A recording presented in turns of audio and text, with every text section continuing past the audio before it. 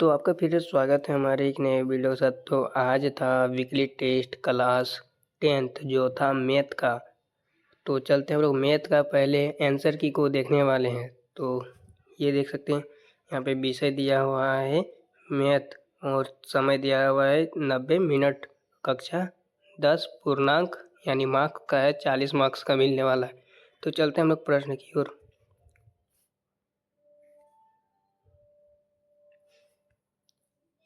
ये देख सकते हैं हम लोग का पहला प्रश्न, y is equal to p x का ग्राफ दिया गया है। बहुपद पी एक्स के शून्यकों की संख्या क्या होगी। तो यहाँ पे हम लोगों को छोटा सा एक ग्राफ दिया हुआ है। तो इस ग्राफ में इस तरह है, एक्स अक्ष ये वाला और ये वाई अक्ष है, और ग्राफ में जो रेखा जा रहा है वो इस प्रकार जा रहा है। तो इसमें एक्स अक्ष पर कटने वाला रेखा क्या हुआ है, 1 2 3 हो। ये देख सकते हैं यहाँ पे 1, यहाँ पे 2, यहाँ पे 3। तो इसका आंसर हो जाएगा 3। कौन सा है, ऑप्शन नंबर 3। इसका आंसर हो जाएगा ऑप्शन नंबर 3। अब चलते हैं दूसरा प्रश्न की ओर। तो ये रहा हम लोगों का दूसरा प्रश्न। एक रैखिक समीकरण युग्म जिसका कोई हल नहीं होता क्या कहलाता है।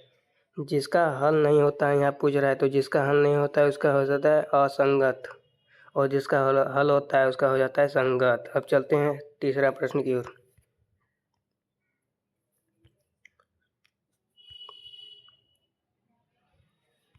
तो ये रहा हम लोग का तीसरा प्रश्न।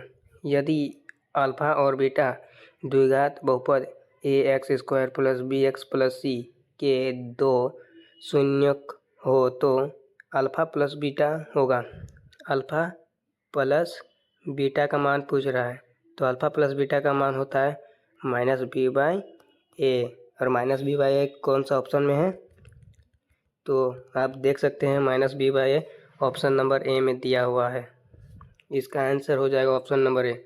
अब चौथा प्रश्न की ओर बढ़ते हैं। तो चौथा प्रश्न दिया हुआ है, रैखिक समीकरण युग्म a1x plus b1y plus c1 is equal to 0 तथा a2x प्लस b2y, और यहाँ पे हो जाएगा c2 हो जाएगा, यहाँ पे c2 बराबर 0 में यदि a1 बटा a2 बराबर है b1 बटा b2 बराबर नहीं है c1 बटा c2 हो तो निम्न में से कौन सा कथन सत्य है। तो यहाँ पे चौथा नंबर पे दिया हुआ है a1 बटा a2 बराबर है b1 बटा b2 बराबर नहीं है c1 बटा c2। तो जब ऐसा ऑप्शन में रहता है तो इसका कोई हल नहीं होता है, यानी हम लोग देख सकते हैं इसका चौथा नंबर का हो जाएगा ऑप्शन नंबर सी, कोई हल नहीं। अब चलते हैं पांचवा प्रश्न की ओर। तो ये रहा हम लोग पांचवा प्रश्न। बहुपद एक्स स्क्वायर माइनस 3 के शून्यक हैं। जो बहुपद होता है एक्स स्क्वायर माइनस 3 है, तो इसका आंसर हो जाएगा option number C. Option C हो जाएगा। एक बार अंडर रूट हो जाता है 3, और एक बार अंडर रूट नहीं, अंडर रूट होता है -3।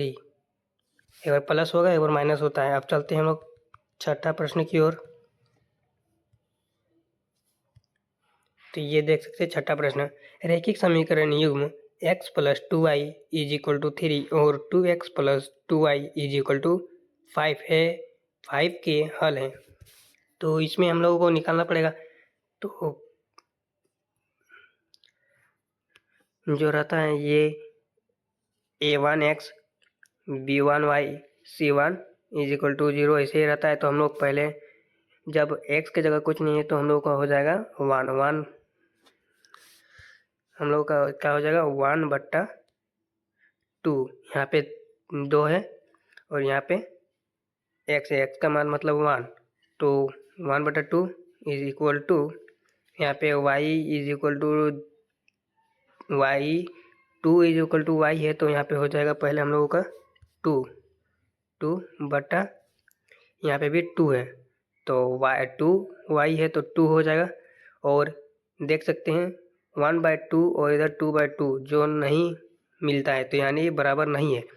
जब a1/8 ये किस रूप में है, a1/a2 बराबर नहीं b1/b2, जब इस रूप में होता है तब इसका प्रतिच्छेद होता है, यानी ऑप्शन नंबर सी हो जाएगा प्रतिच्छेद। अब 7वां प्रश्न की ओर देखते हैं। तो ये रहा 7वां प्रश्न। द्विघात बहुपद 4u² प्लस 8u का शून्य क्या होगा। जब हम लोग इसको सॉल्व करेंगे तब इसका आ जाएगा, एक बार 0 आएगा और एक बार -2 आएगा। तो 0 और -2 किस में दिख रहा है, ऑप्शन नंबर सी में। इसका आंसर हो जाएगा ऑप्शन नंबर सी। अब चलते हैं आगे की ओर। तो 8वां प्रश्न देखते हैं। तो 8वां प्रश्न लिखा हुआ है, समीकरण युग्म 2x - y = 5 और 3x + 2y = 4 का हल क्या है। तो हमें इन दोनों में जो ऑप्शन दिया हुआ है उन ऑप्शन को बैठाते हैं। तो पहले हम लोग पहला को ऑप्शन ए ऑप्शन को बैठाते हैं। तो बैठाने पर आएगा 2 × 2 हो जाएगा। x है तो x का मान 2 है तो 2 बैठाएंगे, और जब 2 है माइनस y का मान माइनस है, -1 है तो -1 और -1 हो जाएगा +1 = 5। मतलब पहला ऑप्शन 5 के लिए सही है। अब हम लोग दूसरा वाला देखते हैं। तो दूसरा वाला देख लेते हैं इसके लिए। तो हम लोग 3 × 2 प्लस 2 × 2 × -1 जब इस रूप में होगा तो 3 को 2 से गुना करेंगे तो 6 हो जाएगा। 3 को 2 से गुना करने पर 6 हो जाएगा, प्लस यहाँ पे है माइनस, मतलब 2 × -1। जब 2 × -1 है तो यहाँ पे -1 हो जाएगा, तो हम लोग प्लस को हटाते हैं, -2 हो जाएगा।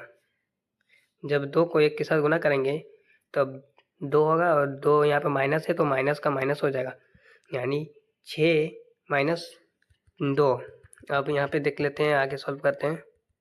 जब हम लोग 6 - 2 को 6 से 2 को माइनस करेंगे तो 4 आ जाएगा। इसका मतलब हम लोगों का जो पहला ऑप्शन है, हम लोगों का पहला ऑप्शन ही सही है। तो 8 नंबर का ऑप्शन नंबर ए इसका सही हो जाएगा। अब चलते हैं 9 नंबर का क्वेश्चन की ओर। ये देख सकते हैं 9 नंबर का क्वेश्चन। एक द्विघात बहुपद के शून्यकों का योग तथा गुणनफल क्रमशः -3 और 2 है। द्विघात बहुपद है।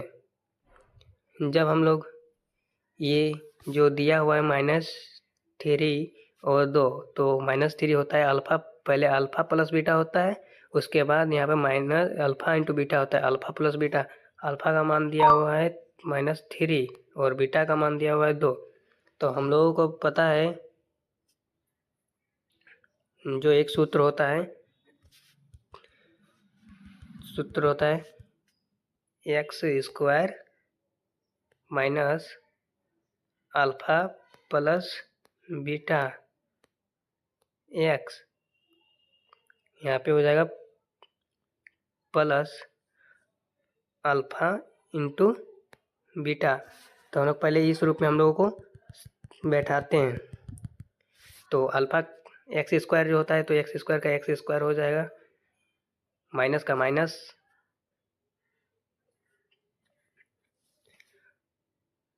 माइनस जब है और माइनस को माइनस से करेंगे तो प्लस हो जाएगा, +3। अल्फा प्लस बीटा का मान 3, फिर 3 और x, 3x हो जाएगा। अब 3x + 2, x² + 3x + 2 किस रूप में, कौन वाला ऑप्शन हो जाएगा, ऑप्शन नंबर ए हो जाएगा। अब चलते हैं 10वां प्रश्न की ओर। तो ये देख सकते हैं 10वां प्रश्न। रैखिक समीकरण युग्म x + y = 9 और x - y = 1 का हल है। तो इसका उत्तर हो जाएगा,